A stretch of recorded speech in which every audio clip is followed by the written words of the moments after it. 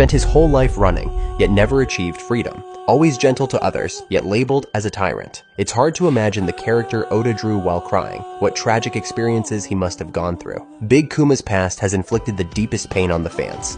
One could say every happy day of Luffy's is what Kuma has always longed for, yet a lifetime of suffering has not turned this man into a villain. As one of the few descendants of the Buccaneer tribe, from the moment of his birth, Kuma was deprived of his freedom. Before even turning 5 years old, he was tortured by the Celestial Dragons, suffering from hunger and cold daily, barely fed, and often enduring whippings. But what drove Kuma to despair most was watching his parents being killed by the Celestial Dragons, powerless to do anything about it. It was 38 years ago, during the War of Gods Valley, Kuma seized Chaos to consume the Pawpaw fruit, and escaped with fellow slaves Ivankov and Ginny. After escaping the clutches of the Celestial Dragons, Big Kuma found brief happiness. He and Ginny no longer had to endure hunger or live in constant fear. Big Kuma used the powers of the Pawpaw fruit to treat the poor for free. Having been drenched himself, he always wanted to provide shelter for others. Later, to help more people escape pain and slavery, Big Kuma, along with Ginny, joined the Revolutionary Army. They thought they could live happily from then on,